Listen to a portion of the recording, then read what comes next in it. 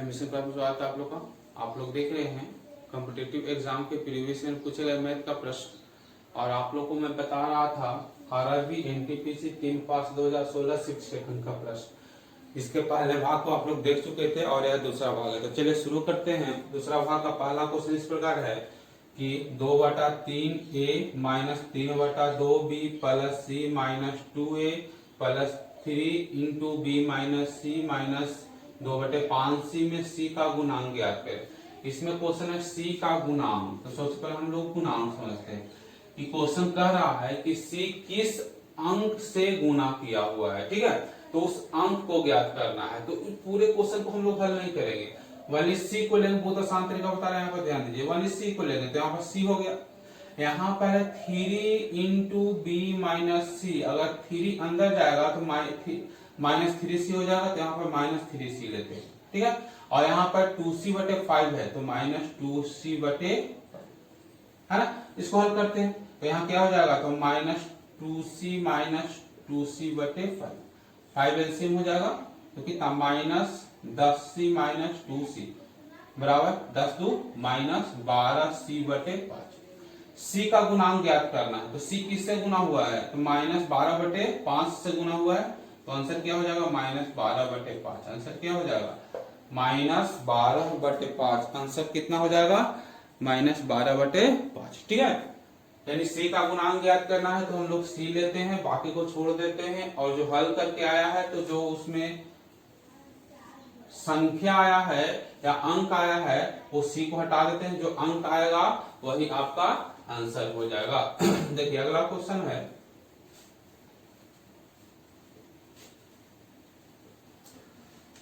हाँ अगला क्वेश्चन देखिए, सुनिए। कह रहा है कि 50 पेन है। पेन की संख्या कितनी है, 50 है। 50 पेन है, 80 पेंसिल है,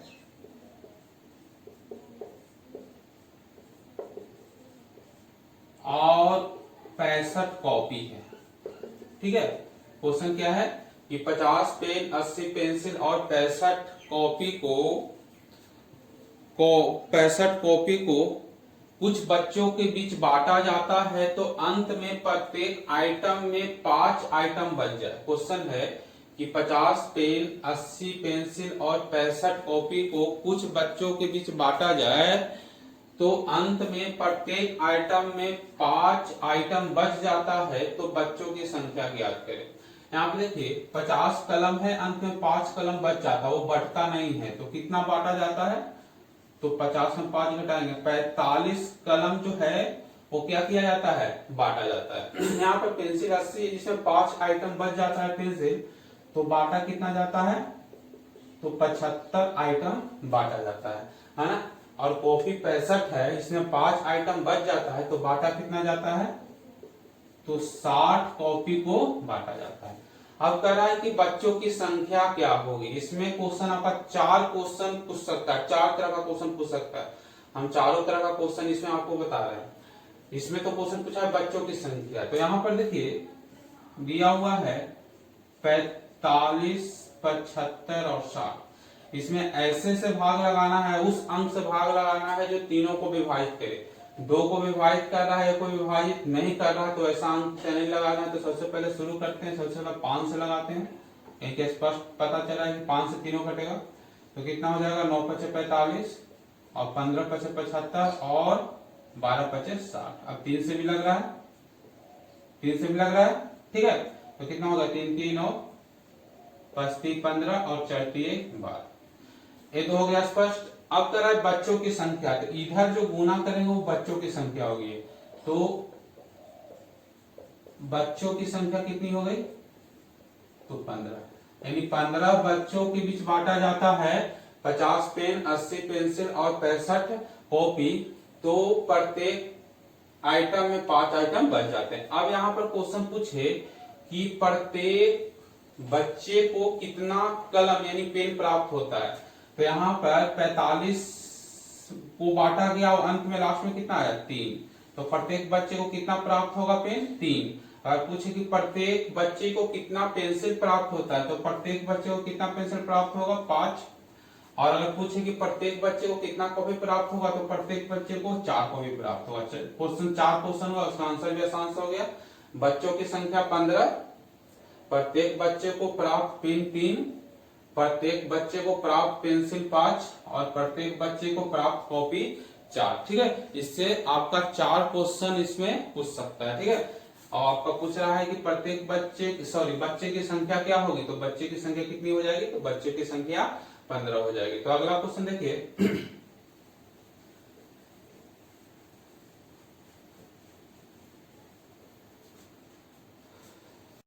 देखिए अगला क्वेश्चन है कि एक ग्रुप में कुल 100 लोग हैं, यानी कुल कितने लोग हैं, कुल लोग 100। कोई दिक्कत? क्वेश्चन आगे सुनिए। उसमें 86 या तो ड्रिंक पसंद करते हैं या आइसक्रीम पसंद करते हैं, यानी या ड्रिंक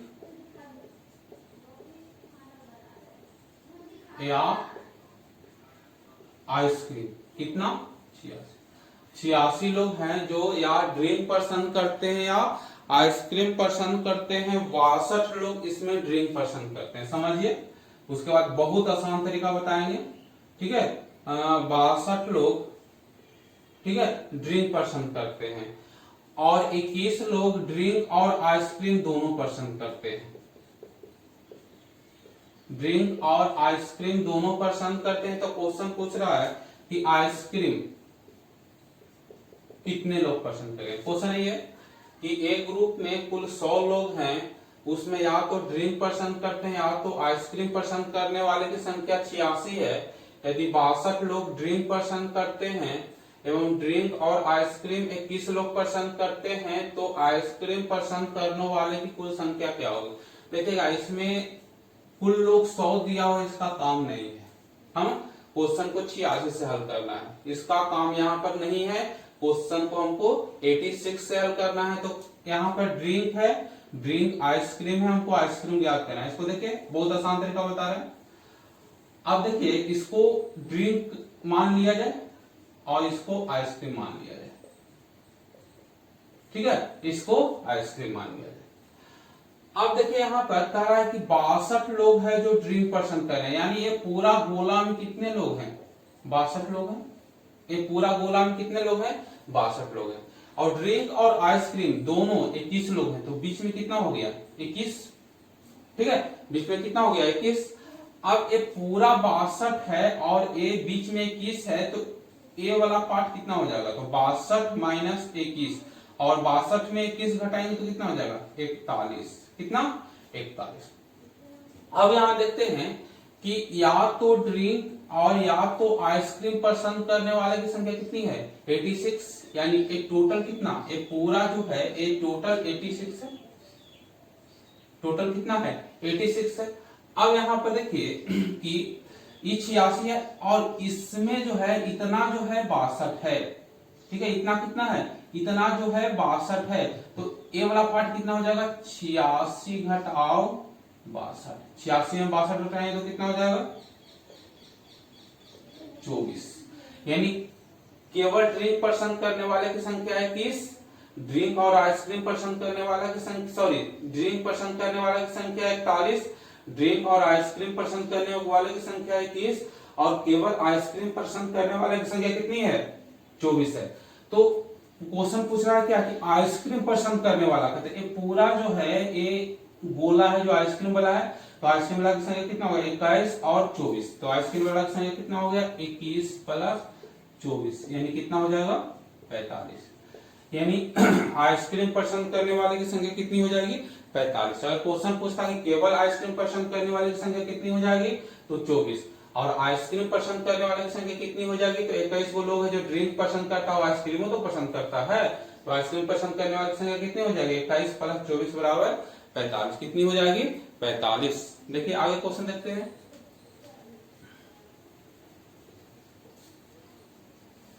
देखिए अगला क्वेश्चन है जो देखने में आसान है, उसको और आसान से हल करने के लिए हम सिखा रहे हैं। क्वेश्चन इस प्रकार है कि 5 10 के पावर 4, 6 इंटू 10 के पावर 3 और प्लस 4 इंटू 10 माइनस 3 और गुने 1/100 का मान निकाले। देखिएगा तो आप ऑप्शन इसका लिख दे रहे हैं। पहला ऑप्शन है 54060.03। देखिए ये सब क्वेश्चन जो है टाइम के लिए दिया था कि आप इसमें लगे तो टाइम बर्बाद हो, ठीक है। देखिए इसका हम बहुत आसान तरीका बता रहे हैं। पहले ऑप्शन लिख लेते हैं। सी ऑप्शन कह रहा है कि 56407.00 और चौथा ऑप्शन कह रहा है कि 56039.97। ठीक है। अब देखिए यहाँ पर 10 के पावर 4 है और क्या करते हैं 6 के पावर कितना है 6 गुने 10 के पावर 3 है, ठीक है। हम क्या करते हैं कि पूरा क्वेश्चन को हल नहीं करते हैं, क्वेश्चन को इस पार्ट को हल करते हैं, क्वेश्चन के इस पार्ट को हल करते हैं। तो क्या 4 गुने 10 40 आसान से बनेगा। अब 3/100 है तो क्या हो जाएगा 0.03। कितना हो जाएगा 0.03। अब 40 में जो 0.03 घटेगा तो कितना हो जाएगा 39.97। अब लास्ट में 39.97 बन गया। 1 सेकंड 2 सेकंड क्वेश्चन में बन जाएगा, थोड़ा सा सोचना वाला है। तो 39.97 किसमें है 39.97 डी ऑप्शन। तो आंसर कौन हो जाएगा डी आंसर हो जाएगा। कौन हो जाएगा आंसर तो डी आंसर हो जाएगा, ठीक है। अगला क्वेश्चन देखिए।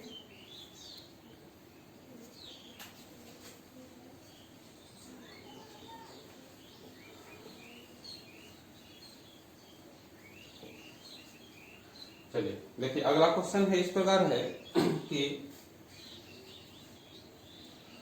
2 3 4 3 0 5 1 1 3 2 का माध्यिका क्या होगा। इसका क्या ज्ञात करना है, इसका माध्यिका ज्ञात करना। तो सबसे पहले बढ़ते क्रम में इसको लिखिए। बढ़ते क्रम में लिखेंगे तो क्या हो जाएगा 0 1 1 2 2 3 3 3 4 5, ठीक है। क्या हो जाएगा 0 1 1 2 2 3 3 3 4 5, ठीक है। अब यहाँ पर इसका माध्यिका ज्ञात करना है। देखते हैं कितने अंक है 1 2 3 4 5 6 7 8 9 10, ठीक है। तो यहां से बीच में देखते हैं, ठीक है। बीच में कोई अंक नहीं आ रहा है। अगर बीच में कोई अंक माध्यिका होता है तो हम क्या करते हैं कि बीच में आने वाला 2 अंक लेते हैं। तो कितना 2 + 3/2 अंक है तो भागा 2, ठीक है। तो कितना हो जाएगा 5/2 यानी 2 दशमलव कितना हो जाएगा 5। माध्यिका कितना हो जाएगा 2.5। आसान से बन गया। माध्यिका कितना हो जाएगा 2.5। आगे क्वेश्चन देखते हैं। अगला क्वेश्चन है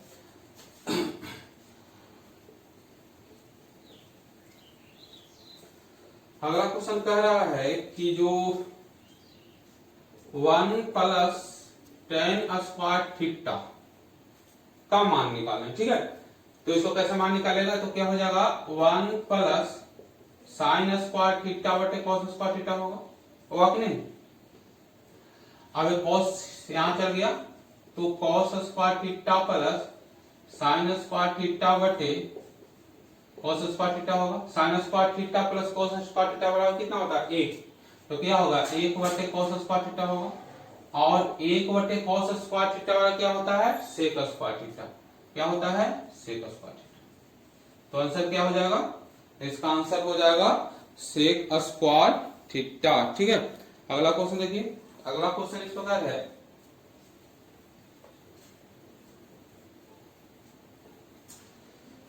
अगला क्वेश्चन इस प्रकार है कि एक व्यापारी उसके सामान के क्रय मूल्य से 20% अधिक अंकित करे और अंकित मूल्य पर 8% बट्टा दे तो कितने % का लाभ होगा। क्वेश्चन है कि एक व्यापारी किसी सामान को क्रय मूल्य से 25% अधिक अंकित करे। तो हम क्रय मूल्य मान लेते हैं 100।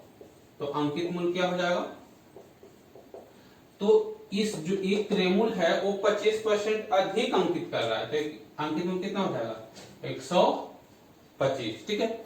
और आगे कह रहा है कि 8% का बट्टा दे। कितना बट्टा दे रहा है? तो 8% का बट्टा दे, यानी 8% है 125 में, 8% वह डिस्काउंट देता है ना।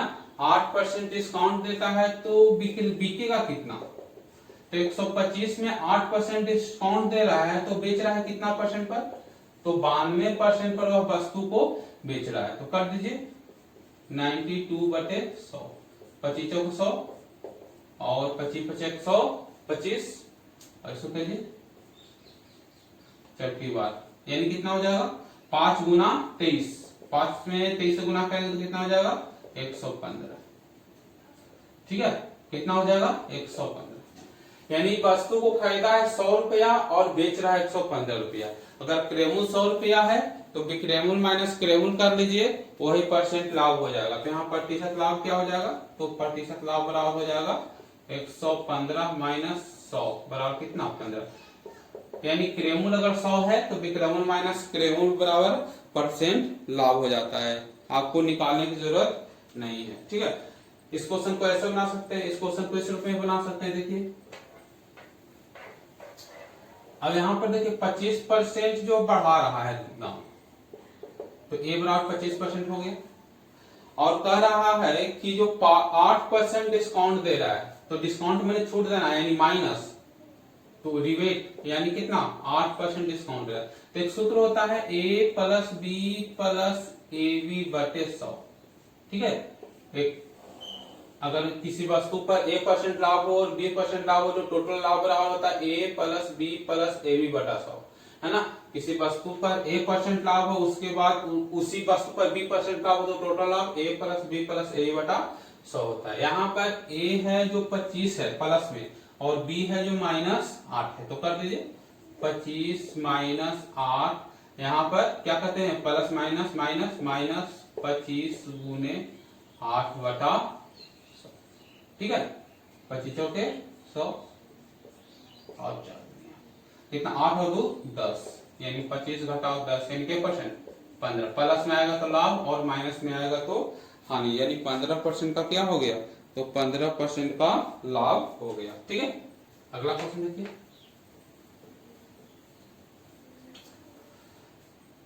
अगला क्वेश्चन है कि 144 पेंसिल 22 रुपए 50 पैसे प्रति दर्जन के हिसाब से खरीदा। क्या है? 144 पेंसिल 22 रुपये 50 पैसे प्रति दर्जन के हिसाब से खरीदा गया एवं 2 रुपए 25 पैसे प्रति पेंसिल के दाम से बेचा गया। 2 रुपए 25 पैसे प्रति पेंसिल के दाम से बेचा गया तो कितने परसेंट का लाभ हुआ? यहाँ पर 144 पेंसिल, तो हम 144 को नहीं लेते हैं, पेंसिल की संख्या 144 है, इसको नहीं लेते हैं क्योंकि उससे हल करेंगे तो हमको टाइम लगेगा। इसको देखिए कैसे हल करेंगे, यानी यहाँ पर देखिए 1 दर्जन पेंसिल का दाम है 22 रुपये 50 पैसे और एक पेंसिल का विक्रय मूल्य है 2 रुपये 25 पैसे। तो हम क्या करते हैं कि 1 दर्जन पेंसिल का विक्रय मूल्य निकालेंगे। क्या? तो 1 दर्जन पेंसिल का विक्रय मूल्य निकालेंगे और 1 दर्जन पेंसिल का विक्रय मूल्य अगर निकालेंगे तो 1 दर्जन में कितने पेंसिल होंगे? 12 पेंसिल। तो अगर हम इस एक पेंसिल में 12 से गुना कर देंगे वह 1 दर्जन पेंसिल का विक्रय मूल्य हो जाएगा। अब गुना कीजिए, गुना भी करना आसान है, 12 से गुना कीजिए, 12 25 60 जीरो, है ना, 12 दूनी 24, ठीक है, और 24 और क्या कहते हैं 6 30 और 12 दूनी 24 और 3 27, यानी 1 दर्जन पेंसिल का विक्रय मूल्य कितना हो जाएगा? 1 दर्जन पेंसिल का विक्रय मूल्य 27 रुपया हो जाएगा और क्रय मूल्य है 22 रुपया 50 पैसा। तो लाभ कितना हो गया? तो लाभ बराबर हो जाएगा 27 घटाओ 22 रुपया 50 पैसा। 27 घटाओ 22 रुपया 50 पैसा यानी कितना? 4 रुपया 50 पैसा। ठीक है, कितना हो जाएगा? 4 रुपया 50 पैसा लाभ हो गया। तो परसेंट लाभ निकाल लीजिए। तो क्या होता है? लाभ गुने 100 बटा क्रय मूल्य, क्या होता है, लाभ गुने 100 बटा किराया मूल्य। कितने बार में कटेगा, तो 5 बार में, और ये कितने बार में कटेगा, 20 बार में। यानी कितने परसेंट का लाभ होगा, 20% का लाभ होगा। कितने परसेंट का लाभ होगा, तो 20% का लाभ होगा। देखिए अगला क्वेश्चन, देखिए अगला क्वेश्चन है कि, देखिए अगला क्वेश्चन है कि एक तौली को 12% लाभ पर बेचा गया, 12% लाभ पर बेचा गया। क्वेश्चन आगे कह रहा है कि यदि 25 रुपया उसका दाम बढ़ाकर बेचा जाए, यानी विक्रय मूल्य जो है 25 रुपया बढ़ा दिया जाए, 25 रुपया बढ़ा दिया जाए तो 32% का लाभ होता है, 32% का लाभ होता है। तो क्या है, विक्रय मूल्य क्या होगा। क्वेश्चन है कि एक तौली को 12% लाभ पर बेचा गया, यदि विक्रय मूल्य को 25 रुपया बढ़ा दिया जाए तो 32% का लाभ होता है, 32% का लाभ होता है। तो विक्रय मूल्य क्या होगा। देखिए बहुत आसान तरीका है, यहाँ पर 12% लाभ है, यहाँ पर 32% लाभ है, तो लाभ कितना बढ़ा, तो 32 घटाओ 12 यानी 20% लाभ बढ़ा। और 20% क्यों बढ़ा, क्योंकि 25 रुपया मूल्य बढ़ गया, तो कितना 20% बढ़ा, कितना लेंगे 25, तो 1% बढ़ा क्या हो जाएगा 25 बटा 20, तो फिर 100%, तो 100% बढ़ा क्या हो जाएगा 25 गुने 100 बटा 20, कितना परसेंट, सॉरी कितना रुपया, तो वस्तु का क्रय कितना हो जाएगा, तो वस्तु का क्रय हो जाएगा 125 रुपया। वस्तु का क्रय कितना हो जाएगा, तो वस्तु का क्रय हो जाएगा 125 रुपया। अगला क्वेश्चन देखिए,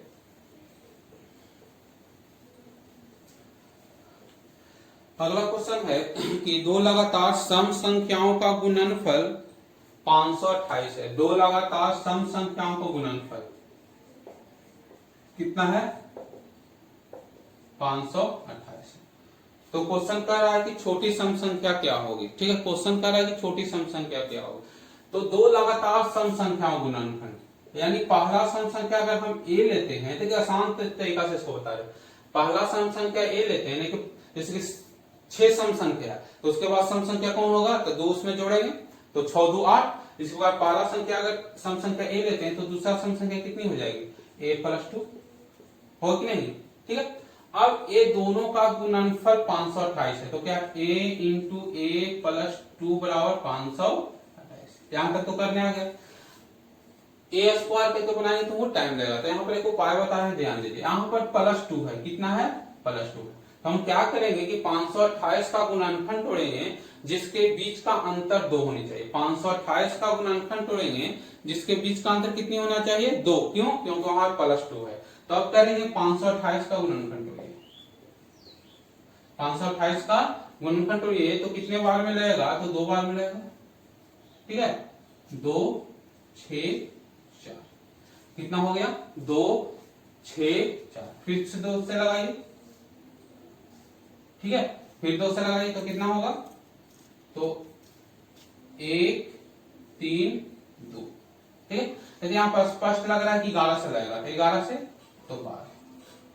ठीक है ना, 11 से लगेगा तो कितना आएगा 12। अब यहाँ पर देखिए, यहाँ पर अगर हम 11 गुने 2 22 और 12 गुने 2 24, तो 24 में अगर 22 घटाएंगे तो 2 आएगा ना, तो लिख सकते हैं a × a + 2। थोड़ा दिमाग लगाना है, यहाँ पर 22 गुने 24, यहाँ पर देखिए 24 में अगर 22 घटाएंगे तो 2 आएगा अंतर। अब a बराबर कितना हो गया, तो a बराबर 22 है ना। यहाँ पर a बराबर 22 रखिए, तो a + 2 यानी 22 + 2 24, तो 22 गुने 24 बराबर कितना हो जाएगा 528। ठीक है, आगे आंसर आपका द्विघात समीकरण आपको तोड़ना नहीं पड़ा। ठीक है, आगे क्वेश्चन देखते हैं।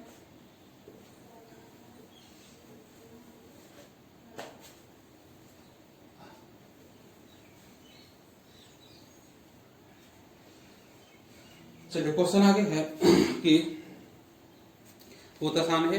150 मीटर लंबा एक रेलगाड़ी 54 किलोमीटर/घंटा के चाल से एक खंभे को कितने समय में पार कर जाएगी। तो यहाँ पर लंबाई दिया हुआ है 150 मीटर, ठीक है, और चाल दिया हुआ है 54 किलोमीटर/घंटा। देखिए किलोमीटर/घंटा में है और लंबाई मीटर में, तो सबसे पहले उसको मीटर में बदलते हैं।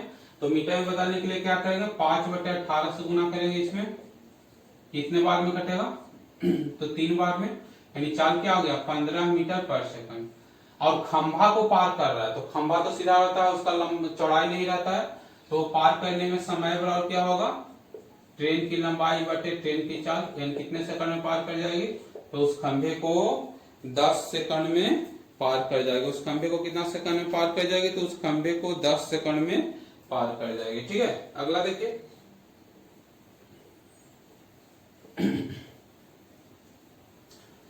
अगला क्वेश्चन है कि बहुत आसान क्वेश्चन है, 3/4, 3/5, 3/7, 3/8 और 3/11 में छोटी संख्या कौन सी होगी। इसमें क्या ज्ञात करना है, छोटी संख्या। देखिए इसको बिना बनाए हुए हल कर सकते हैं। छोटी संख्या सब अंश सबका बराबर है, क्या है, अंश सबका बराबर है। तो हर में सबसे अधिक कौन है, तो हर में सबसे अधिक कौन है, 11। अंश बराबर है, हर सबसे बड़ा किसका है, 11। तो सबसे छोटी संख्या कौन सी हो जाएगी, 3/11। अगर पूछता है सबसे बड़ी संख्या, तो हर सबसे छोटा किसका है, 3/4 में हर सबसे छोटा हर 4 है, तो सबसे बड़ी संख्या क्या हो जाएगी, 3/4। यानी सबका अंश बराबर हो और हर अलग अलग हो, तो जिसका हर बड़ा होता है वो सबसे छोटी संख्या होगी, और जिसका हर छोटा होगा वो सबसे बड़ी संख्या होगी। ठीक है, अगला क्वेश्चन देखिए। अगला क्वेश्चन है कि दो भाइयों के आयु का अनुपात, यानी दो भाई है जिसके आयु का अनुपात दिया हुआ है 5:8, यानी छोटा वाला 5 और बड़ा वाला 8 है। उसके आयु का अंतर, यानी उसके आयु का अंतर बराबर है 12 बार। तो कह रहा है कि दोनों का आयु क्या होगा, आसान से बनेगा। यहाँ पर है सेकंड घटाओ फर्स्ट बराबर 12, तो कर लीजिए 8 घटाओ 5 बराबर 12, और 8 में से 5 घट गया 3, तो एक बराबर कितना हो गया 12/3 यानी 4। फर्स्ट का है 5, तो फर्स्ट का कितना हो जाएगा 5, यानी 5 के 20 वर्ष, और सेकंड का है 8, तो सेकंड का कितना हो जाएगा 8 चौके 32 वर्ष। फर्स्ट का 20 वर्ष और सेकंड का कितना हो जाएगा, तो सेकंड का 80 वर्ष हो जाएगा। ठीक है, चलिए अगला क्वेश्चन देखिए।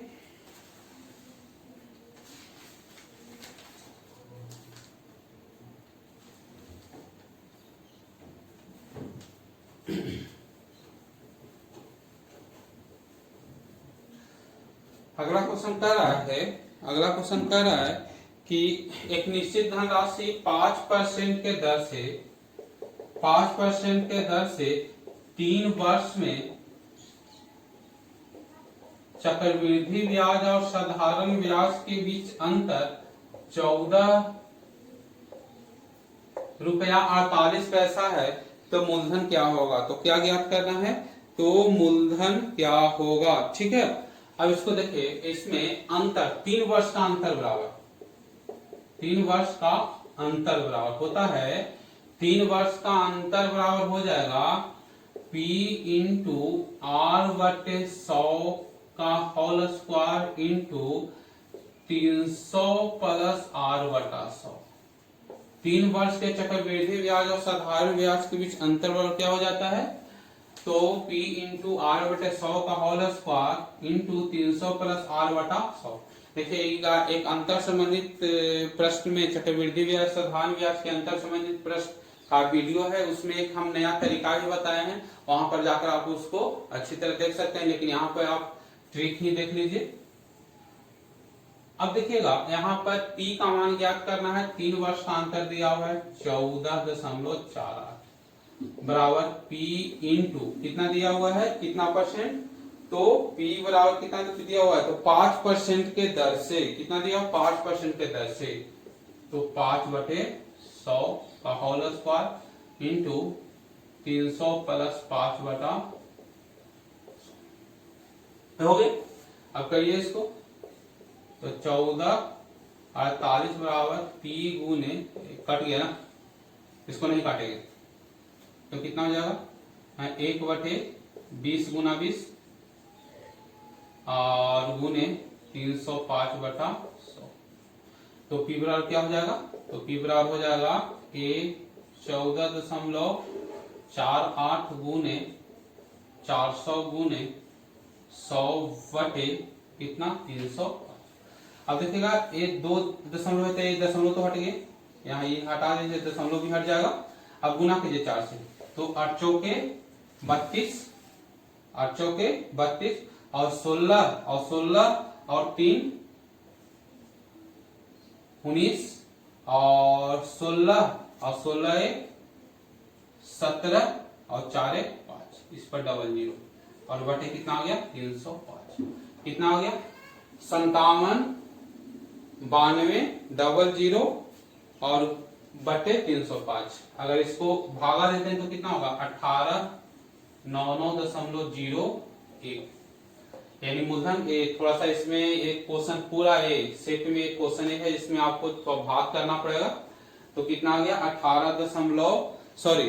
1899.01 रुपया हो जाएगा। कितना रुपया मूलधन होगा 1899.01 रुपये। अब अगला क्वेश्चन देखते हैं, और इस परीक्षा का अंतिम क्वेश्चन है, उसको देख लीजिए। अगला क्वेश्चन है और इस परीक्षा का अंतिम क्वेश्चन है। क्वेश्चन इस प्रकार है कि जो 805329154725, ठीक है, इसका माध्य ज्ञात करना है। माध्य क्या ज्ञात करना है? माध्य का मतलब होता है औसत। यहाँ पर जनरली माध्य का मतलब क्या होता है? औसत। तो इसका औसत ज्ञात कीजिए। तो कितने संख्याएं हैं? 1 2 3 4 5 6 7 8 9 10 11 12, 12 संख्या। तो सारे के योगफल बटे 12, सारे को जोड़ेंगे और 12 से भाग देंगे, वही आपका आंसर होगा। तो कितना है 8 + 0 + 5 + 3 + 2 + 9 + 1 + 5 + 4 + 7 + 2 + 5, कितना है 12 बटे 12। सबको जोड़कर कितना से भाग देंगे? 12 से भाग देंगे, वही आपका हो जाएगा माध्य। तो जोड़कर आया 51 बटे 12। कितना आया 51 बटे 12। इसमें कर दिए 77 51 और 44